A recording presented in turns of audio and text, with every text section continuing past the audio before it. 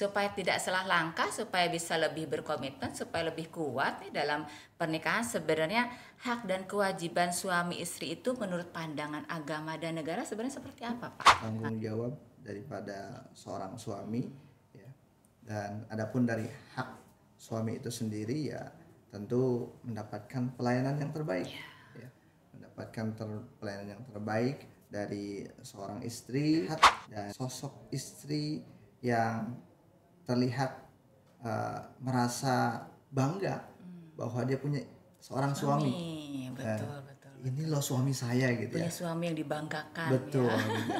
Nah, jadi kalaupun ya kita ambil contoh gitu ya, kalaupun mau expose di media sosial gitu, seyogianya nggak sendiri-sendiri terus gitu ya. Betul. Kewajibannya terhadap seorang suami itu adalah tentu kemudian menghormati ya, menghargai sebagai seorang pemimpin di dalam rumah tangga, dan kemudian menerima aturan-aturan yang diberlakukan oleh seorang pemimpin dalam rumah tangga selama aturan itu tidak berbenturan dengan ketentuan agama dan juga aturan negara. Betul. Gitu. Jadi intinya sebenarnya hak dan kewajiban itu kan sebenarnya harus sejalan ya Pak Ustadz ya. Yang tadi dikatakan bahwa ada kewajiban suami, di situ ada hak istri dong. Betul. Ya Pak ya. Yang jadi intinya bahwa membangun rumah tangga itu kita harus punya visi, punya misi, sehingga kemudian tujuan yang jelas ya, kemudian terukur, terarah, dan langkah-langkah strategis itu juga kemudian pada akhirnya bisa kita tunaikan.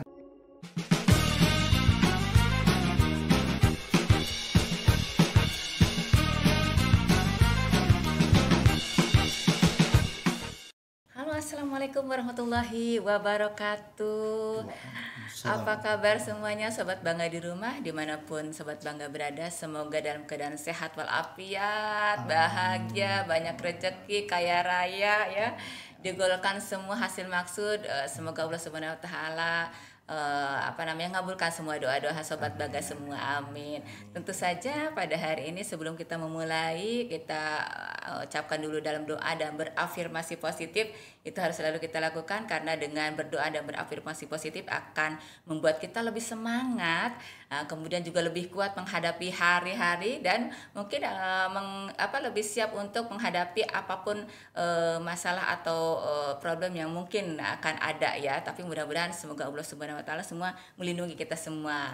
Oke, dengan saya Astuti di Bangga Podcast TPPKB Kabupaten Tangerang. Hari ini tentu saya tidak sendiri, kembali kita bertemu dengan seseorang yang sudah memang ahli dalam hal pernikahan. Masya Allah. Bapak Sudarja, apa kabar Bapak? Alhamdulillah. Kembali kita bertemu ya Pak. Terima kasih banyak kembali sudah bergabung di acara kami di Bangga Podcast DPPKB Kabupaten Tangerang. Semoga Bapak sehat selalu nih Pak. Amin. Supaya bisa mendampingi kita dan memberikan wacana pemahaman yang luar biasa dari Bapak. Ilmu-ilmunya ditunggu ya. Baik Bapak, kita mulai. Barangkali di sini tema kita pada hari ini, yuk kenali hak dan kewajiban suami istri dalam pernikahan. Temanya lumayan berat nih Pak ya. Aduh, ini berat daripada ngangkat semen ya. Ya, sebelumnya kan kita sudah ini ya Pak ya, sudah berbicara ya untuk teman-teman Sobat Bangga yang sebelumnya kita sesi pertama itu barangkali kita sudah mengeluarkan wacana bahwa nikah itu memang tidak cuma akad. Nah, sekarang sudah ada di dalam jalur area pernikahan nih, seperti itu ya Pak ya. Supaya tidak salah langkah, supaya bisa lebih berkomitmen, supaya lebih kuat nih dalam pernikahan. Sebenarnya hak dan kewajiban suami istri itu menurut pandangan agama dan negara sebenarnya seperti apa Pak? Mangga. Sebenarnya saya izin menyapa teman-teman Sobat Bangga sekalian. Assalamualaikum warahmatullahi wabarakatuh. Waalaikumsalam. Salam sehat dan bahagia buat kita semua. Buat teman-teman sekalian, yang pertama tentu saya mengucapkan syukur alhamdulillah. Kembali saya hadir di sini di DKPP Kabupaten Tangerang ya untuk sedikit sharing lah terkait dengan pernikahan. Aduh, Masya Allah, bilang pakarnya, bilang ahlinya kayaknya belum ya. Amin, soalnya Bapak. kalau kata teman saya itu Jadi kalau laki-laki itu kalau sudah beristri 4 itu baru dibilang Superman, Ya, katanya ya. begitu. Nah kalau istri 3 dibilangnya itu gentleman. Nah Waduh. kalau 2 itu real man. Nah kalau 1 itu cemen.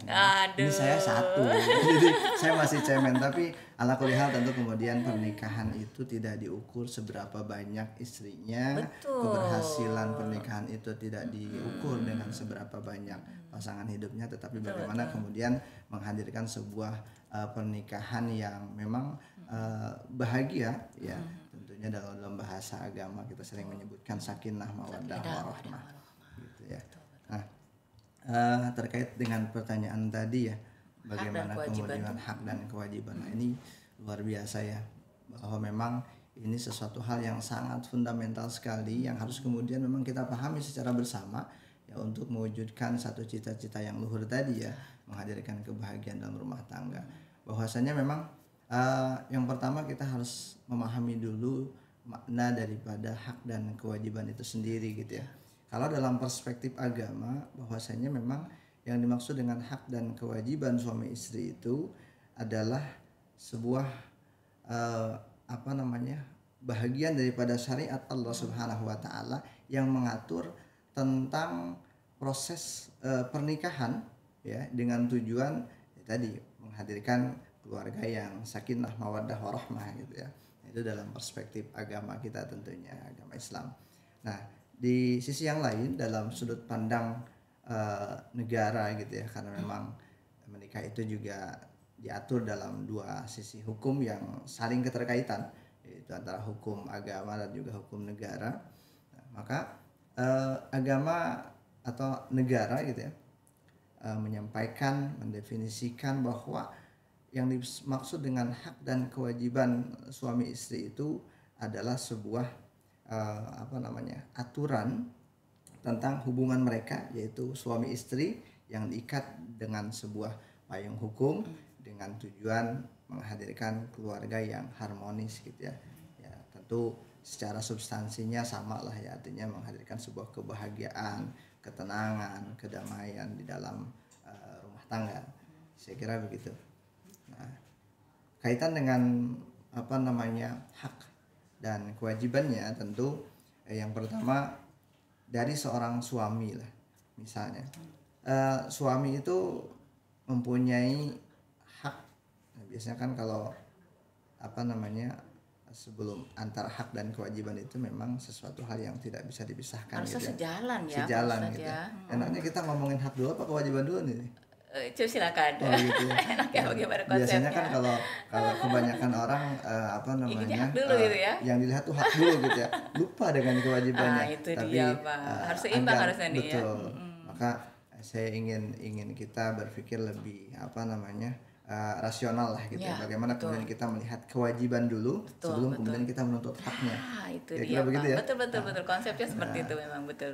Maka salah satu hal yang paling pokok di antara kewajiban-kewajiban seorang suami itu, yang pertama tentu memberikan nafkah lahir dan batin yang layak. Ya, kemudian yang kedua memberikan pembinaan ruhani terhadap istri ya, sehingga kemudian apa namanya, dinamika perjalanan rumah tangga itu akan berjalan dengan baik manakala keduanya berpegang teguh pada nilai-nilai agama gitu ya.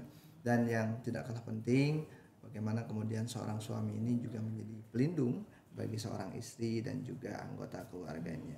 Saya kira secara garis besarnya itu tanggung jawab daripada seorang suami ya.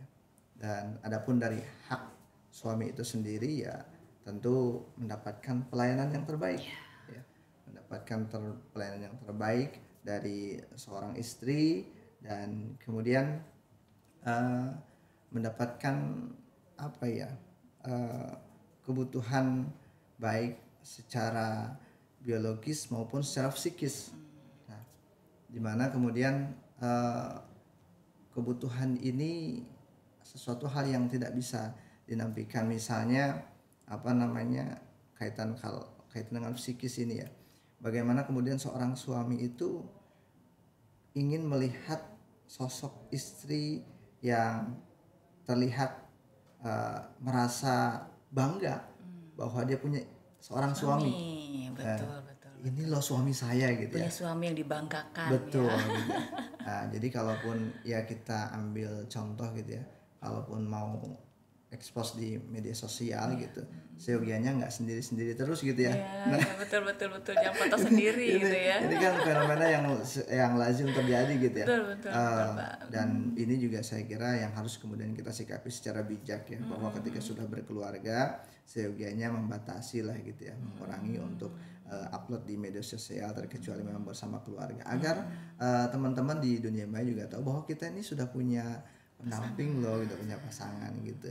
Karena kalau seorang istri itu sering-sering selfie, apalagi kalau selfie-nya sendiri gitu ya, sambil miring-miring gitu ya. Itu menandakan bahwa itu butuh sandaran gitu ya. Gitu ya. Masalah. Saya kira sederhananya begitu ya. Jadi bahwa kemudian memang seorang suami itu mempunyai hak untuk diberikan pelayanan dari sisi rohani dan juga secara psikisnya gitu ya, di di dalam tanda kutip ya, dimuliakan lah sebagai seorang pemimpin.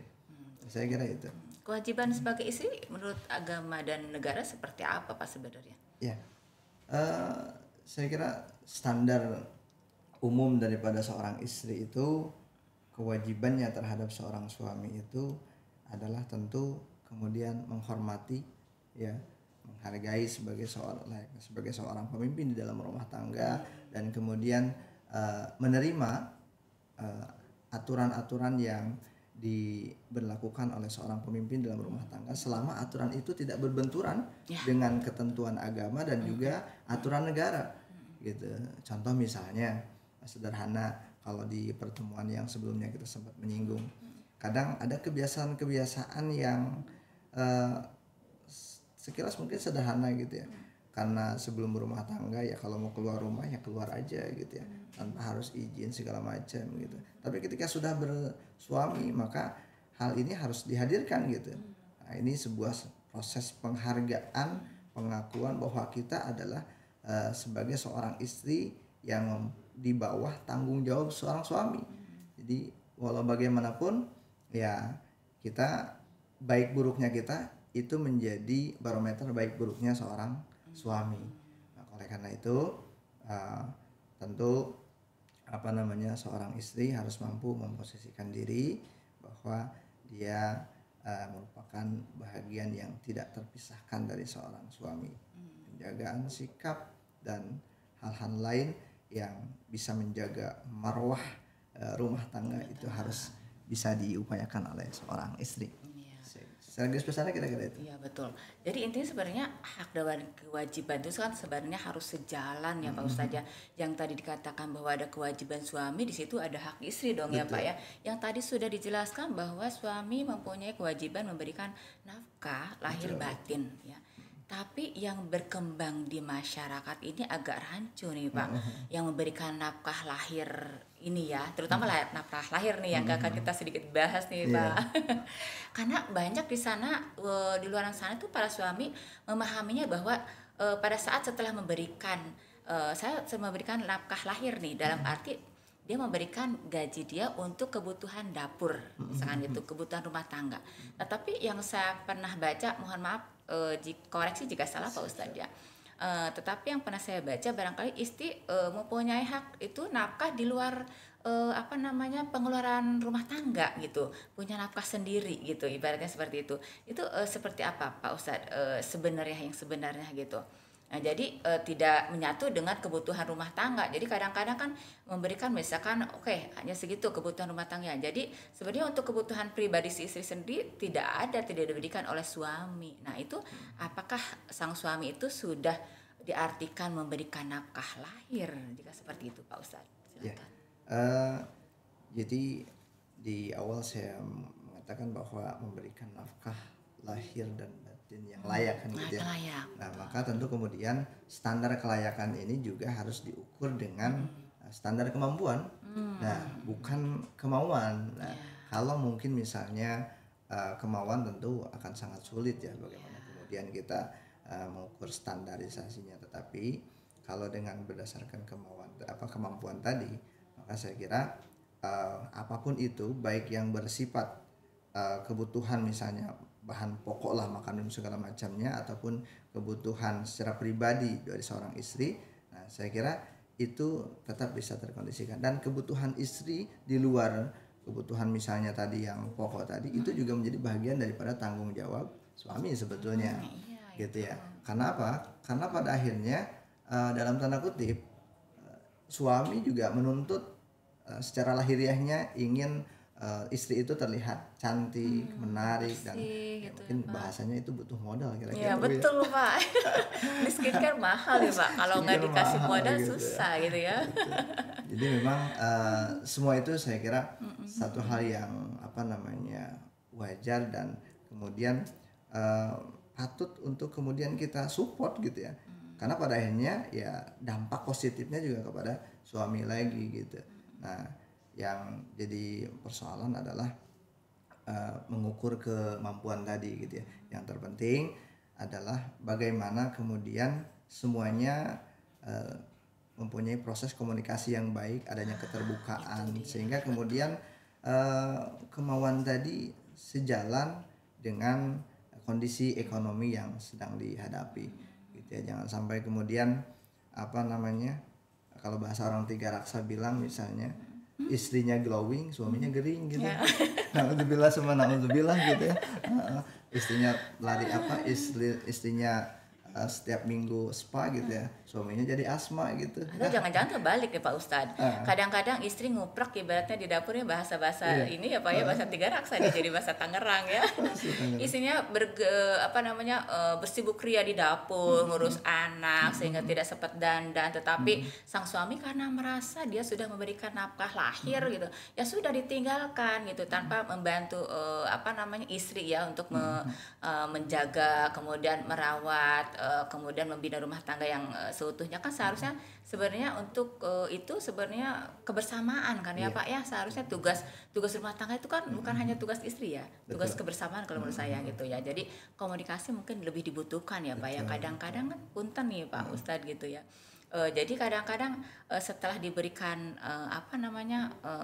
uang gaji, kemudian merasa sudah dicukup, kemudian pada saat misalkan sang istri meminta kembali karena mungkin dalam tanda kutip kurang untuk kebutuhan rumah tangganya saja gitu ya, tapi seolah-olah suami lepas tangan gitu ya, soal itu sudah, oh saya udah mencukup, kamu udah dapat nafkah lahir dari saya gitu ya, tetapi dia tidak memenuhi, tidak menyangka bahwa kebutuhan istri itu bukan hanya seperti itu gitu. Nah, tapi mungkin komunikasi yang lebih ini ya Pak ya, di sini harus diperlukan ya Pak Ustadz ya, komunikasi. Nah, komunikasi seperti apa nih Pak Ustadz yang harus dikuatkan dalam rumah tangga supaya tidak ada misunderstanding ya, supaya tidak ada salah paham antara suami istri. Karena sebenarnya betul sih yang saya rasakan ya punten ya, jadi agak ini ya Pak Isa dia, komunikasi itu penting Pak. Jangan sampai seolah-olah istri ketika curhat suami cuekin, itu kayaknya istri agak ini nih Pak ya, ke siapa lagi tempat bersandar gitu kalau bukan hanya kepada suami gitu. Kalau istri atau suami cuek kan susah gitu. Jadi sebatas mana Pak pentingnya komunikasi dalam rumah tangga? Saya kira ini teramat sangat penting sekali gitu ya, karena memang bahkan saya sering juga menyampaikan kepada teman-teman calon pengantin gitu ya, ketika pembinaan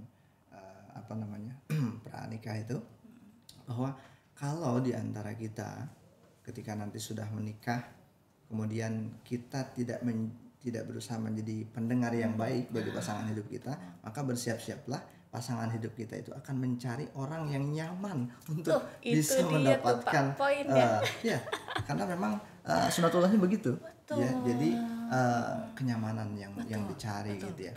Jadi kalau bicara tentang mohon maaf ekonomi gitu ya, itu tidak bisa menjadi satu hal yang utama juga gitu, walaupun memang sebetulnya memang itu tidak bisa dinampilkan. Tapi faktanya kalau kita melihat dari beberapa kasus yang ada ya, kita lihat secara lahiriahnya, secara kasat mata ekonominya cukup baik ya, cukup bagus, tapi ternyata kemudian pada akhirnya gagal juga gitu ya.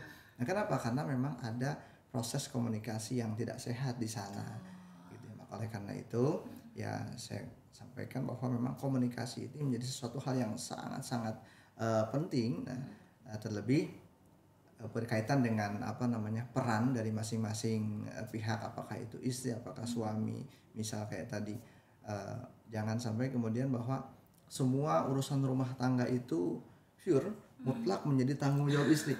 Nah, tidak juga gitu ya, karena kalau kita berkaca pada kisah Rasulullah SAW, bahwa Rasulullah pernah menjahit bajunya sendiri gitu ya.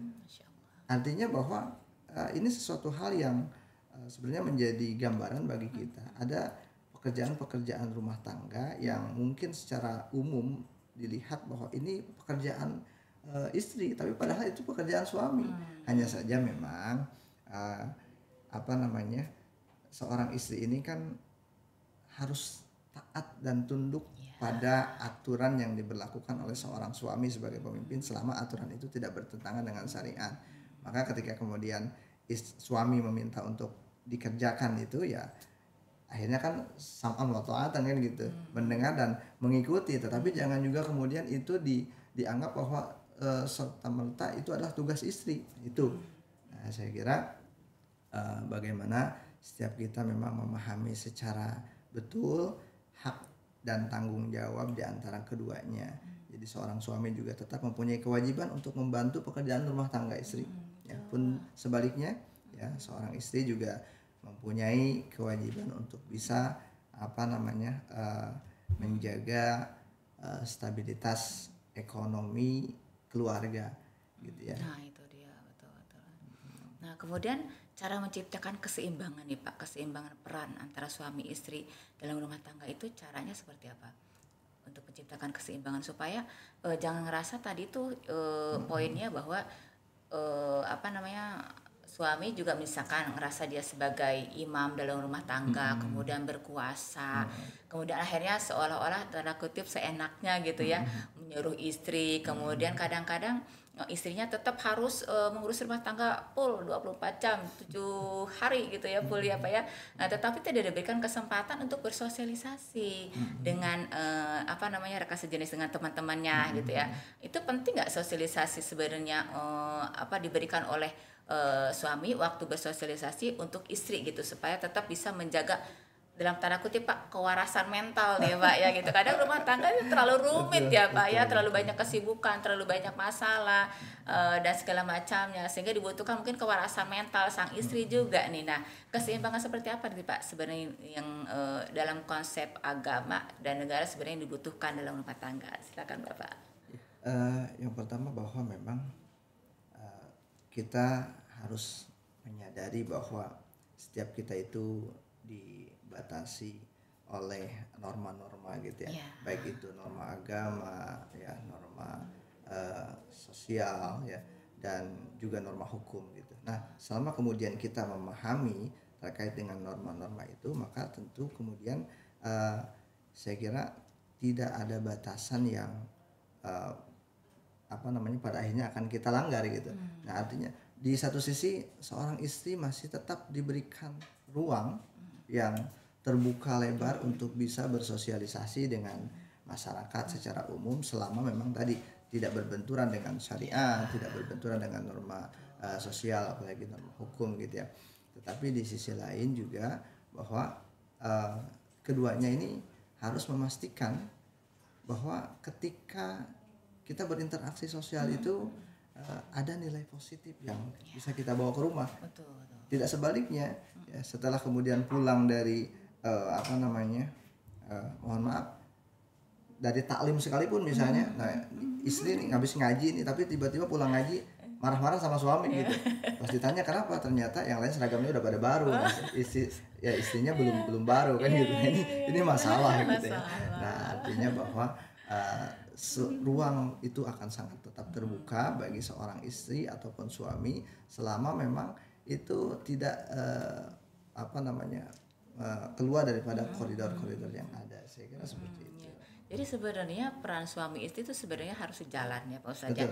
Yang penting suami paham tentang peran dan kewenangannya, istri juga paham tentang peran dan kewenangannya seperti apa. kalau masing-masing saling mengerti tentang peran dan kewajiban masing-masing, seharusnya sih tidak ada permasalahan dalam rumah tangga ya Pak Ustadz, Betul, betul. harusnya gitu kan. Tetapi ya itu ketimpangan dalam rumah tangga ada aja gitu ya dalam rumah tangga. Jadi memang barangkali ini menjadi pemahaman supaya masyarakat di luar sana, teman-teman Bangga Podcast juga mengetahui seperti itu ya, bahwa ternyata sangat penting sekali nih menjaga keseimbangan ya, terutama komunikasi yang baik ya Pak Ustadz ya. Kemudian saling pengertian. Nah, saling pengertian membuat damai dalam rumah tangga, konsepnya seperti apa tuh Pak Ustadz di rumah tangga? Ya, jadi yang pertama bahwa setiap kita itu harus mempunyai tujuan. Itu dulu, ya. Kita sepakati di situ. Jadi rumah tangga itu juga harus punya visi. Betul, betul. Setelah punya visi baru kemudian kita punya misi. Nah, kita tentukan tujuan, baru kemudian kita buat langkah-langkah strategis, capaian-capaian yang ingin kita raih dalam rumah tangga gitu ya. Apakah kemudian misalnya di apa namanya tahun pertama ini kita mau seperti apa, tahun kedua mau seperti apa. Nah, saya kira itu juga perlu dirumuskan gitu ya. Maka kalau dalam bahasa umum istilah manajemen itu kan ada POAK namanya kan gitu ya. Ya, planning, organizing, executing, controlling. Nah, di dalam rumah tangga pun tanpa terkecuali saya kira itu perlu dihadirkan ya. Kita punya rencana. Ya, rencana nih rumah tangga kita mau seperti apa nih. Ya. Dan kemudian setelah semua itu direncanakan, kalau perlu ya kita tulis gitu dalam bentuk apa namanya tertulis, kita buat pakai ya seindah mungkin, sebagus mungkin. Nah, kemudian kita diskusikan kira-kira mana nih yang akan menjadi skala prioritas kita nih. Nah, sekiranya memang terukur dan terarah, kemudian kita mampu menjalani itu, melakukan itu, lakukan. Tapi ketika memang tidak, maka kita cari solusi yang lain gitu ya. Win-win solution lah bahasanya, kira-kira begitu. Sehingga kemudian dari perencanaan, kemudian apa namanya obrolan gitu ya, komunikasi yang bagus. Nah, kalau semuanya sudah disepakati, maka jalan bersama-sama gitu. Maka itu akan terlihat bagaimana kemudian rumah tangga itu memang mempunyai tujuan. Jangan sampai kemudian suami ke sini, istri juga ke sana. Walaupun ada bahasa ya kompak itu tidak harus selalu bersama kan ya. Tapi justru kalau selalu keseringan berbeda ya lama-lama nanti akan mencari jalannya sendiri. Nah, ini titik rawan di mana pada akhirnya nanti rumah tangga akan runtuh. Naudzubillah summa naudzubillah.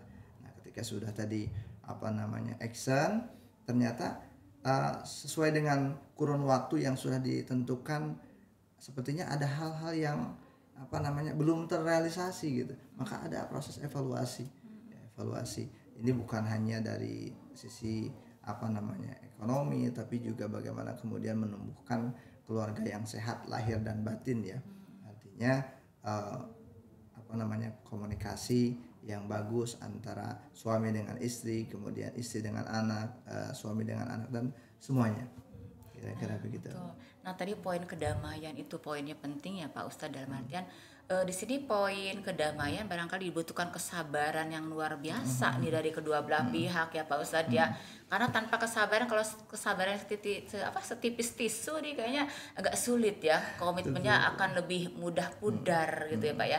Seperti misalkan kalau tadi dibilang kalau ada istilah dari saya pernah baca tuh dari dokter Aisyah ya Pak ya, yang tentang psikolog gitu, seperti untuk bahwa wanita itu lebih cerewet gitu ya Pak ya, jadi lebih banyak kata-kata yang dia butuhkan untuk dikeluarkan setiap harinya, sedangkan pria lebih sedikit gitu ya. Oleh karena itu barangkali harus agak lebih dipahami gitu ya, para suami harus bisa lebih memahami sang istri kalau istrinya agak cerewet gitu ya, karena memang seperti itu Pak kodratnya katanya ya. Jadi lebih sabar gitu.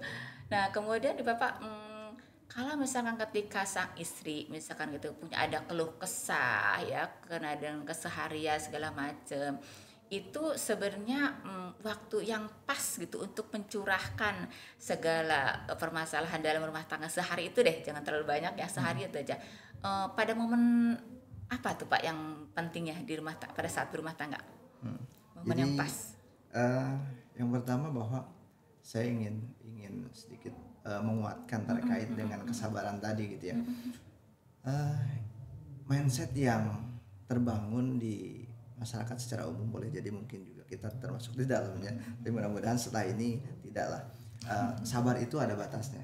Kita mungkin sering mendengar kalimat itu ya, sabar itu Ya, baik, ada batasnya sahabat banget sekalian. Maka kita rubah mindset itu, cara berpikir itu kita rubah. Bahwa kalau berdasarkan Al-Quran, justru sabar itu tiada batas. Tiada batas. Maka Allah ingatkan salah kita berarti ya. dalam Al-Quran itu surah Ali Imran ayat 200 ayat terakhir itu Allah katakan, ya ayyuhalladzina amanu sabiru wasabiru warabitu wattaqullaha la'allakum tuflihun. Masya Allah. Kata Allah, wahai orang-orang yang beriman, bersabarlah kamu dan kuatkanlah kesabaranmu. Oh, Masya Allah. Jadi tidak hanya diperintahkan untuk bersabar, tapi bagaimana kemudian setiap kita menguatkan kesabaran itu, ya, sehingga kemudian di akhir kalimat Allah mengatakan wattaqullah, dan bertakwalah kepada Allah agar kamu menjadi orang-orang yang beruntung. Dan ternyata sabar ini menjadi sebuah cikal bakalnya indikator orang-orang yang beruntung tadi. Karena kalau kita analogikan dalam sebuah perjalanan, kita ketemu dengan hujan misalnya gitu ya. Nah, kita kan nggak mungkin bisa memberhentikan hujan karena itu hak prerogatif Allah gitu ya. Tapi kita bisa tetap berjalan itu dengan menggunakan payung. Maka sabar itu adalah payungnya. Kita tetap bisa berjalan ya karena kita punya solusi untuk bisa tadi berjalan, walaupun mungkin jalannya agak tertatih-tatih juga gitu ya. Nah, saya kira itu sobat bangga yang sama-sama dirahmati Allah Subhanahu wa taala. Kemudian berikutnya terkait dengan waktu ya. Untuk bagaimana kemudian di antara keduanya itu bisa saling berkeluh kesah, curhat gitu ya. Ini saya kira kita juga harus mampu melihat situasi dan kondisi. Tapi yang paling penting yang saya kira tidak boleh dilakukan, yang pertama, ngobrol pada saat makan. Ya, betul. Apalagi misalnya suami baru pulang kerja nih, ya masih mohon maaf gitu ya, mungkin sedikit keringat bercucuran, masih ada capek gitu ya, Pak ya. Tiba-tiba mana macet juga gitu ya. Masya Allah, baru mau makan, bener sih udah disuguhin misalnya kopi teh, tapi pas begitu mau makan istri ngomong curhat gitu, tiba-tiba wah ini kan luar biasa gitu. Udah nggak kemakan ya, selera Pak, makannya udah hilang. Iya. Jadi itu yang pertama. Kemudian yang kedua, di saat mau tidur. Nah, gitu. Karena punten di dalam Islam justru pasangan suami istri itu sebelum tidur itu yang pertama kan dianjurkan untuk berwudu, kemudian kalau memang memungkinkan ya diupayakan untuk melaksanakan sholat sunnah kan begitu ya. Ini kan sunnah Rasul gitu. Sehingga kemudian semuanya terjaga ya dari bisikan-bisikan setan. Di situ kemudian seorang suami melakukan sebuah ritual ibadah yang kemudian memang didesain sedemikian indahnya dengan sesuai dengan syariat Islam ya. Kalau bahasa Al-Quran itu mu'asharah bil ma'ruf gitu ya. Jadi seorang suami menggauli istrinya dengan baik gitu ya. Nah, bagaimana kemudian kondisi itu terjadi ketika kemudian diawali dengan sebuah komunikasi yang pada akhirnya komunikasi itu mengarah kepada keluh kesah gitu. Nah, ini satu hal yang sangat berpotensi untuk menghadirkan konflik. Saya kira itu dua hal tadi. Jadi nggak boleh ya Pak Ustadz ya, pada saat kita curhat pada saat mau tidur itu nggak boleh? Nggak boleh. Oh, nggak boleh. Gitu. Jadi ngobrolnya yang indah-indah aja. Indah-indah ya, yang karena momennya hilang nanti. Betul. Ya Pak Ustadz ya. Iya. Tapi nanti kapan dong momennya? Nanti setelah poin kewajiban istri sudah laksanakan, dia tinggal tidur nih. Saya kira waktu itu kan cukup banyak gitu. Satu kali 24 jam dan kalau memang ternyata belum ketemu nih momen yang tepat, maka kita mintakan sedari awal gitu ya. Apakah itu misalnya suami mau yang ngobrol mendahului istri misalnya, atau sebaliknya ya kapan kita punya waktu untuk kemudian kita ngobrol santai gitu. Ada hal yang perlu diobrolkan secara serius gitu. Nah, kalau saya biasanya begitu ya. Jadi kalau mau ngobrol itu sama istri ya kita minta waktu ya dalam kondisi yang memang benar-benar tenang, fresh. Karena pada akhirnya apa yang kita keluarkan itu dalam kondisi yang berada dalam, kalau bahasa tadi itu berada dalam kewarasan kira-kira gitu. Betul. Gitu. Yang sampai kemudian unek-unek yang kita keluarkan itu bercampur baur dengan luapan emosi yang meledak-ledak. Masalah itu kalau kondisi seperti itu bisa dipastikan tidak akan mendapatkan rahmat, tidak akan mendapatkan kebaikan. Gitu. Saya kira itu. Ya, jadi kalau seperti itu Pak Ustadz, Poinnya adalah bahwa kan komunikasi penting. Waktu untuk komunikasi ini juga penting ya untuk membahas supaya ada solusi nih gitu dalam permasalahan-permasalahan yang ada di dalam rumah tangga. Nah, kemudian apa diperbolehkan nih, misalkan kita sebelum pernikahan ya tadi ya ini ya, sebelum pernikahan kita buat di komitmen dahulu nih.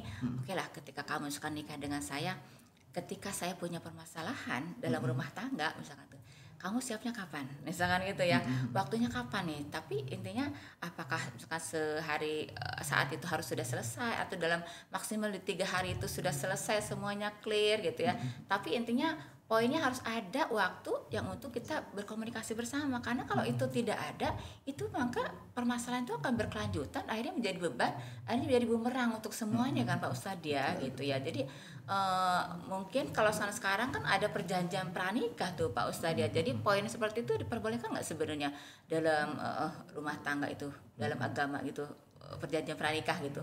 Ya, saya kira apa namanya yang harus kita pahami bahwa menikah itu kan tadi di pertemuan berikut apa sebelumnya kan sempat kita bahas sebuah komitmen gitu ya. Nah, maka kalau bicara tentang sebuah komitmen, maka tidak harus kemudian semuanya tertulis ya, cukup tersirat saja gitu. Artinya kalaupun misalnya sekedar bahan pengingat saja ya, bahwa misalnya sebulan sekali deh atau misalnya seminggu sekali kita makan di luar seumpama gitu ya. Nah, dan itu adalah momen-momen indah untuk kemudian kita apa namanya saling sharing gitu ya. Nah, tapi ketika pun pada perjalanannya tidak sesuai dengan harapan karena misalnya suami dituntut untuk bekerja lebih ekstra lagi karena memang tuntutan pekerjaan misalnya, ataupun sebaliknya istri juga demikian gitu ya, karena tidak sedikit juga seorang istri karir kan begitu ya. Nah, maka tinggal kembali kepada kedua-duanya. Kalau memang suami ini lagi posisinya kenceng gitu ya, maka istri yang harus lembut ya, gitu ya. jangan sama-sama kenceng nih Pak ya. Gitu. Kayak apa misalnya mainin apa layang-layang tuh kan gitu, kalau pantang terus tarik ulur kira-kira begitu. Betul. Jadi saya kira bicara sebuah komitmen ini bukanlah sesuatu hal yang ditafsirkan sebagai perjanjian hitam di atas putih gitu ya. Karena saya kira agama kita itu apa namanya bersifat solusi, memberikan sebuah kemudahan ya, dan tidak menyukai sesuatu yang bersifat kesulitan gitu. Dan ketika pun ada kesulitan maka bisa dipastikan pasti akan ada kemudahan. Fa inna ma'al usri yusra, inna ma'al usri yusra gitu. Saya kira itu. Tapi ya itu tadi ya Pak Ustadz ya, seharusnya seperti itu sih mungkin ya, seharusnya normalnya, idealnya gitu kan. Pokoknya kita inginnya yang dapat suami yang waras dalam arti tanda kutip ya, yang mengetahui keluh kesah istri. Mungkin seharusnya tanpa berbicara istri, suami harus sudah paham ya dengan gestur istri, beragam seperti itu ya. Tetapi dengan misalkan dengan kita udah mengemukakan pun misalkan dengan kelembut dengan apa, tetapi kadang-kadang kan mungkin ada beberapa tipe suami yang tidak mudah mendengar nih Pak Ustadz ya, tidak mudah mendengar, kemudian tidak mudah juga misalkan untuk berkomitmen gitu ya. Artinya apalagi yang tadi saya bilang yang punya kepribadian ganda gitu ya, atau punya gangguan kepribadian ya, setelah berumah tangga kemudian baru kita tahu gitu kan. Jadi untuk mengantisipasi seperti itu, yaitu akhirnya geng sekarang itu Gen Z ya atau mungkin karena dengan medsos ini akhirnya terciptalah gitu ya tadi perjanjian pranikah seperti itu. Tetapi ternyata dalam agama seharusnya memang diperkuat dari awal gitu. Betul. Diperkuat dari awal. Jadi intinya harus hati-hati dong kalau gitu ya memilih yang tadi ya calon pasangan kita, dan hanya karena bucin gitu ya kemudian ya udahlah nanti juga berubah. Ternyata hal seperti itu tidak berubah loh Pak Ustadz. Iya. Jadi memang kalau kita kaitkan dengan bagaimana agama kita itu ternyata begitu perfect ya, begitu sempurna, memberikan sebuah gambaran ketika kita ingin meminang, apakah itu calon suami ataupun calon istri gitu ya. Jadi kalau orang Sunda bilang mah kudu ditingali dan dindunnya gitu ya. Bobot Jadi bebek bibit bobot gitu ya, bebeknya bebek gitu ya. ya. Jadi kalau dalam perspektif agama itu dilihat dari apa namanya, dari farasnya, lijamalihanya, kemudian limalihanya, dari hartanya, kemudian linasabihanya, kemudian lidinihanya, dari agamanya. Dari 4 hal ini memang juga harus di apa namanya, perhatikan gitu. Nah, timbul satu pertanyaan, kenapa kok lidiniha agamanya, kenapa jadi yang terakhir, kenapa nggak dari awal gitu kan ya. Nah, Imam Ahmad mengatakan bahwa biasanya yang menentukan itu justru yang di akhir gitu. Nah, kita apa namanya, sekolah dari kelas 1 sampai kelas 6 kan gitu ya. Nah, ternyata kita dianggap lulus atau tidaknya justru di kelas 6 itu. Ketika kita sudah melakukan sebuah proses ujian yang cukup panjang gitu ya.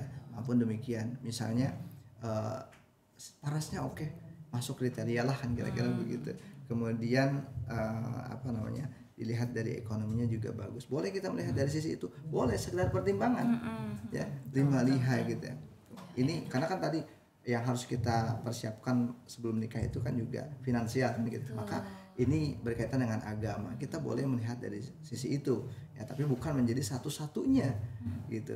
Kemudian dari bibit bobotnya tadi, linasabiha, bagaimana keturunannya, karena walau bagaimanapun ya kita ingin menghadirkan sebuah generasi yang soleh dan soleha ketika sudah menikah tadi ya. Maka sekiranya kita memang mampu untuk dalam tanda kutip mendesain, wah ini saya tahu nih, mohon maaf misalnya dalam tanda kutip keluarganya agak kurang bagus gitu ya, tapi saya punya kafaah syar'i yang bagus, saya punya kemampuan untuk bisa mencetak calon istri saya atau sebaliknya calon suami saya menjadi orang yang soleh atau solihah misalnya gitu. Itu silakan ini gitu.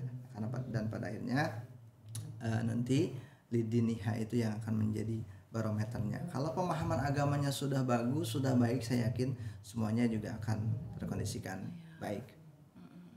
Betul sekali sih Pak. Jadi intinya sebenarnya memang agama sih ya Pak Ustadz. Betul. Ya betul. Jadi fondasi agama kita memang harus diperkuat nih dalam setiap lini kehidupan lah, dan setiap semua apapun itu memang harus agama yang itu kan ya Pak ya, poinnya dikuatkan.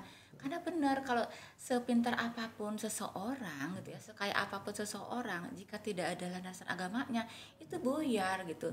Kadang-kadang mereka tidak tidak menempatkan hal yang hak itu di tempatnya gitu ya, seperti itu. Jadi ada kerancuan gitu ya dalam, jadi seperti itu intinya agama kondisinya Pak Ustadz ya, seperti itu ya.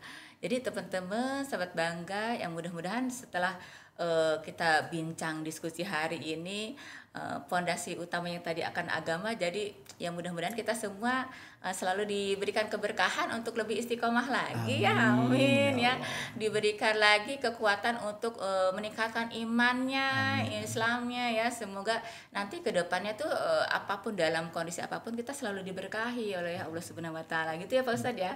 Apapun, bukan hanya lini pernikahan ya Pak Ustadz ya. Oke, jadi seperti itu sahabat bangga semuanya. Masya Allah, alhamdulillah, terima kasih banyak nih Pak Ustadz atas semua pencerahannya. Jadi sekarang ini untuk pesan terakhir dari Pak Ustadz sebagai closing statement untuk teman-teman di rumah, silakan Pak Ustadz. Jadi intinya bahwa membangun rumah tangga itu kita harus punya visi, punya misi, sehingga kemudian tujuan yang jelas ya, kemudian terukur, terarah, dan langkah-langkah strategis itu juga kemudian pada akhirnya bisa kita tunaikan. Nah, kalau semua itu bisa terrealisasi, saya yakin semuanya bisa berjalan dengan baik dan sesuai dengan harapan. Satu hal yang warning barangkali dari saya pribadi, mengingatkan saya pribadi ya, karena kita lebih banyak membahas tentang komunikasi tadi ya, seberapapun hiruk pikuknya dinamika kehidupan rumah tangga kita, kalau saya boleh saran ya, jangan pernah kita publish ya, kondisi kehidupan rumah tangga kita di media sosial. Kelihatan orang yang kalau kemudian mohon maaf nih ya, dikit-dikit bikin status gitu ya, keluh kesahnya itu terlihat bahwa memang dia nggak punya lawan komunikasi yang baik. Nah, ini Maka kalau kondisinya sudah seperti ini di dalam rumah tangga, itu bersiap-siap akan mengalami kehancuran ya. Karena kalau kondisinya keluh kesah kita disampaikan lewat media sosial, maka itu mencerminkan bahwa kita sedang butuh sandaran. Dan ingatlah bahwa sebaik-baik sandaran itu adalah Allah Subhanahu wa taala. Maka dalam ayatnya Allah mengatakan wasta'inu bis sabri was salah wa innaha lakabiratun illa 'alal khashiin ya. Dan mintalah pertolongan kepada Allah dengan sabar dan salat. Sesungguhnya yang demikian itu teramat berat, terkecuali bagi orang-orang yang senantiasa berharap pertolongan dari Allah Subhanahu wa taala. Saya kira itu, mudah-mudahan ada nilai manfaat dan keberkahan bagi sahabat bangga sekalian dan tentunya buat kita semua. Amin amin ya Allah. Masya Allah tabarakallah, terima kasih banyak Pak Ustadz. Ya jadi sangat menjadi pencerahan untuk kita semua, terutama juga untuk kita, saya dan tim di podcast pada hari ini ya. Sangat tercerahkan sekali dengan wacana yang sudah Pak Ustadz sampaikan ya. Terima kasih banyak teman-teman semua di Sobat Bangga. Terima kasih juga atas waktunya sudah bergabung di acara podcast pada hari ini, dan saya Dar pamit undur diri. Saya Astuti dan Bapak Sudarja di Bangga Podcast. Salam BKKBN, berencana itu keren. DPPKB bangga. KUA Tiga Raksa mantap jasa. Kementerian Agama Kabupaten Tangerang keren bersahaja. Kabupaten Tangerang semakin gemilang. Assalamualaikum warahmatullahi wabarakatuh. Waalaikumsalam.